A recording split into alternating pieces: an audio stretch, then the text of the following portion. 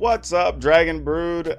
Have to say it's been a crazy week, and then we're getting to finish a great week with preview cards from Core Set 21. And I have to admit, I'm actually pretty damn impressed. Seriously. Like, everybody kind of looks at core sets and we always go like, well, is this going to be any good? What reprints are going to be in there? Are there going to be new cards that break every format? But like this time, the reprints are lit, y'all. Like, this is for real. Like, and multiple people have said like this is very likely going to end up being the best core set possibly ever. Like, and now granted, we don't know if the quality of cards is going to stay this high, if Wizards is just rolling out the big cards first for hype, which, you know, I kind of would understand from a marketing tactic if that's what they're doing. But you know what? Let me get these out of the way because I'm going to get hype. I don't want to be like, have stuff falling off everywhere. But seriously, there's a lot of cool cards. We have quite a few to talk about. So let's get into it.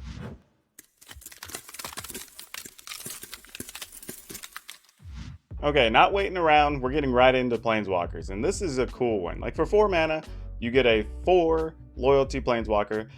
Get to make each player discard a card. If somebody can't, they lose 3 life. That's awesome. Not even if you can't. It's if only an opponent can. That's awesome. And then you get to give minuses to a creature, which is awesome. And then you get a great emblem. At the beginning of combat, on your turn, put target creature card from a graveyard onto the battlefield under your control. So really, if this can survive 3 turns, the next turn is crazy. Like, then you just keep getting the same creature out of the yard, especially if it's something you can sacrifice. Like, there's just all kinds of stuff you can do. Like, this card is actually really good. Now, granted, we're not going to sit here and say it's the best Liliana ever, but I think it's going to find a home in a lot of decks. Especially, I've already been seeing some discard decks running around on Arena, and this is the type of card they would really like to have.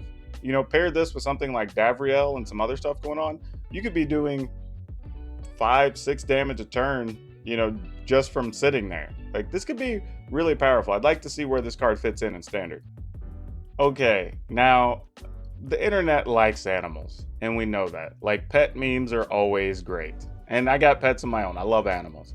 But this card has to be the most, like, flavorful, silly thing they have done, and it's great. So you have Rin and Seri inseparable. They're obviously a cat and dog pair that hang out together, though I don't know which one's Rin and which one's Seri, but the cat looks more almost like a lynx or something, but who knows? Maybe it's just a big cat. And then you get to keep making things. So pretty much if you build your deck with dogs and cats, every single spell is going to make you an additional token of the opposite type. And then you get to deal damage and gain life just from paying 3 and tapping it. This is such a cool Naya card. What'd be interesting is if people find a way to build commander decks around this, because it's legendary, so it can also be your commander, and that's just cool. So props to this card. How powerful it is, I don't know. It's a 4/4 for 4 and lets you get extra tokens, so maybe there's value there. Who knows? There could be a lot of value. I just think it's a neat card. Not much to say about this card. It's good. If you've played it before, you play it in Commander, you know how powerful this card is. It's always a chase card. It's a card people feel like they can't have enough of, even when it's been reprinted a couple times in various versions. Yeah, people are going to like this. This is a pretty hot reprint. Oh man, Mangara. It's actually cool that Mangara's back. Mangara's been on other cards before, so it's pretty sweet to see them kind of revisit old legendary characters, so that's always fun. But this is actually a really good card. So for 4 mana, you get a 2/4 creature, not great. However, it does have lifelink, so that's better. And then when an opponent attacks with creatures, if 2 or more of those creatures are attacking you or planeswalkers you control, you draw a card.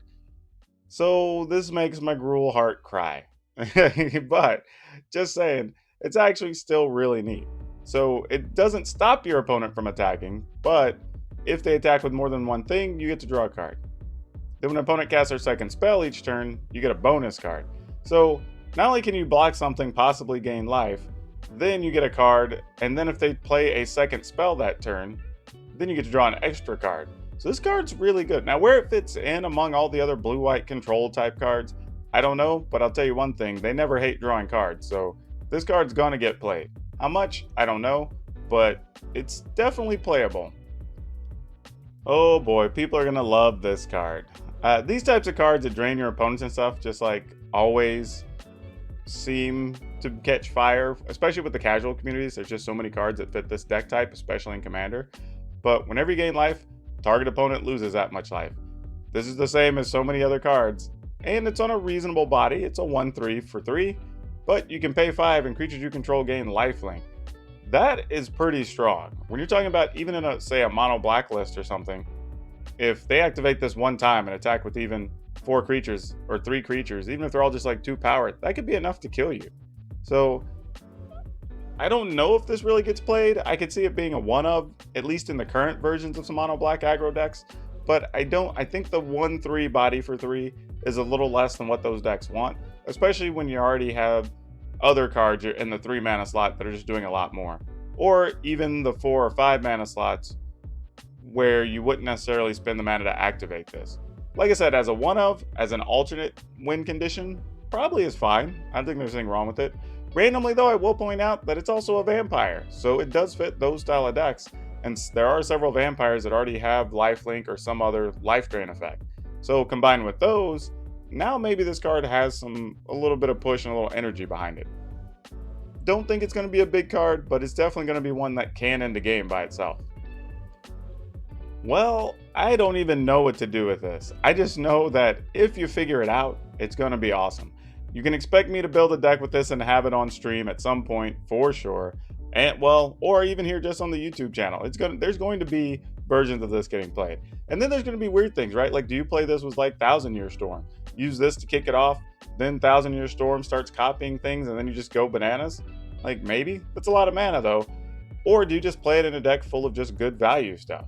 Maybe you're just already playing like blue-red with lots of instants, or maybe something like a Arclight Phoenix decks that loves playing all those extra spells, but then this is giving you copies of all of them. Is it too expensive for what it does? That's a reasonable argument. Maybe you need to be doing other things and don't have room for this card. Like I said, it's very quirky, but I do like it. I mean, this to me feels like good design. Like, somebody's going to get to build a deck around this. It's not a cheap enchantment. You do have to work for it. It's removable, so it's not protected by anything crazy, but the payoff is powerful if you dedicate to it. All right, not a ton to say here. Quirion Dryad's cool. It fits a lot of those type of decks that want to play a bunch of different colors. Though I will say, once upon a time, this deck was actually a Grand Prix winner. So go back, check your history. It's a thing. I was actually at that one. But yeah, this card's really cool. There's some things you can do with it. I don't know if it will get another time to shine. The last time we saw it, it wasn't that powerful. But it is a cool card if you can build around it. Now this card, like, it's existed before, but it was kind of hard to get. And the fact that it's just here, now you get a real tutor for 3 mana. Yeah, you have to give up 3 life, but you don't have to reveal. You just search your library for a card, put the card in your hand, then shuffle, lose 3 life. This card will see play, y'all. Like, it's just go get what you want. No questions asked. Like, people will play this. And it's only 3 mana. I know people look and say, like, well, we had Diabolic Tutor. Why didn't that get a lot of play? Like, 4 mana versus 3 mana is huge. We kind of reached a point in Magic where 4 mana is a big thing, and having to take the turn off to go find a thing is not necessarily what you want. But in this case, being able to just go get what you want on 3 to set up your big thing on 4 could be pretty good.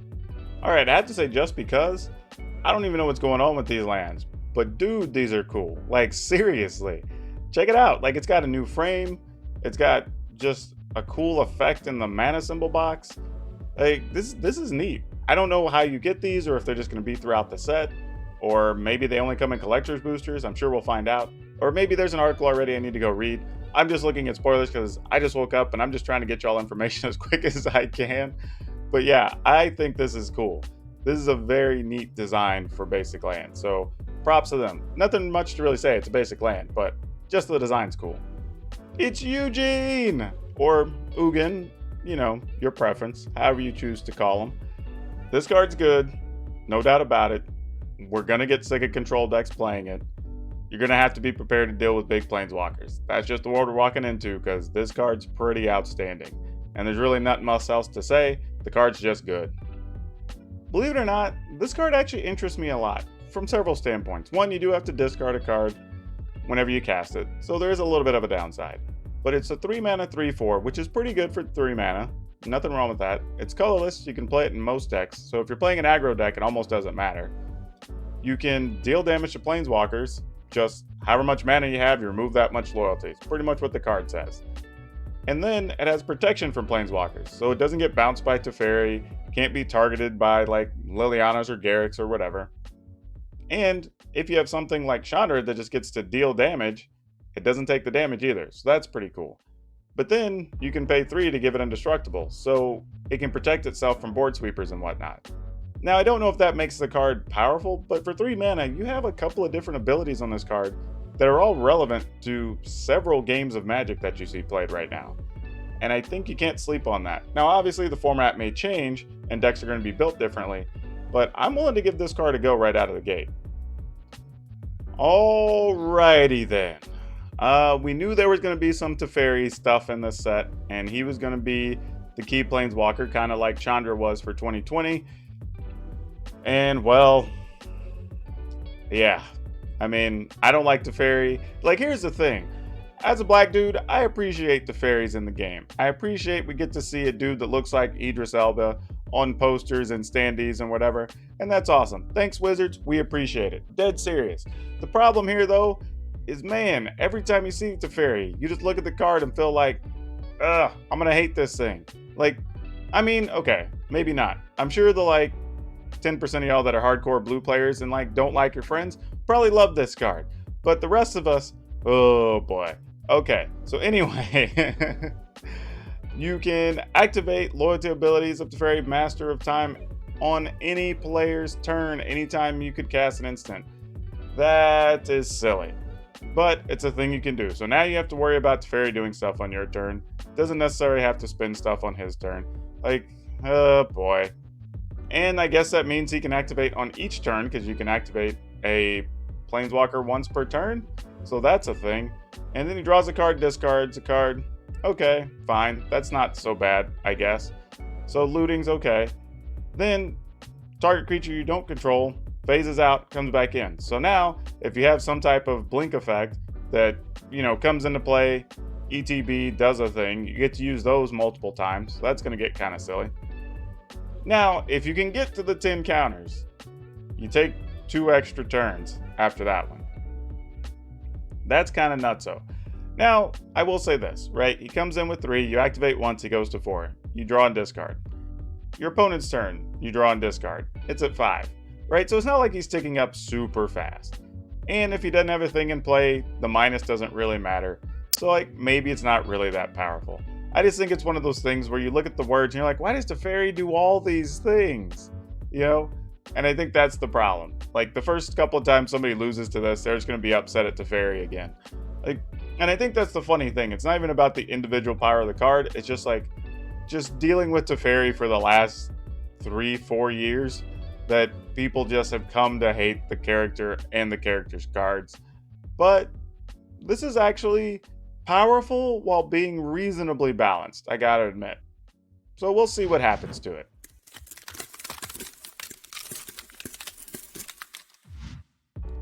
Now, I will say there were a few other cards, some not that big a deal. There's also like reprints like Tormod's Crypt that I think didn't need a huge announcement or section of the video since they've been reprinted a few times. And there's some other cards that haven't been confirmed yet. They're just on spoiler pages, so I'm not going to cover those until we've seen the official previews, because I don't want to take attention away from people who've put time and work into their reveal or preview of those particular cards. I'm going to try to do this every day, so I'm going to be doing the quick updates of just like new previews that come out each day, so you'll get to kind of hear my perspective on them. I don't know if I'm right or wrong. We can come back and visit later and talk about it. Also, I want to say thank you everybody who subscribed to the channel. This has been awesome. The growth is fantastic. And if you haven't, especially if you've come back to watch my stuff and watch me run my mouth, because I do a good job of that, I guess, why have you not subscribed to the channel? Please do that and help us out. It's always a benefit. We've crossed our 1,000 subscriber threshold. Now we're just trying to see how high we can move the needle. And I don't know if y'all noticed, if you made it this far in the video, there's some few little blips of some cool little trinkets throughout the video. So you might want to go back, check it out, and see what you missed, because there's a few little surprises. Feel free to let me know in the comments if you took advantage of those surprises, so I will know, and I could see if that worked or not. So we shall see. Anyway, that's all I have for you today. We will see you next time.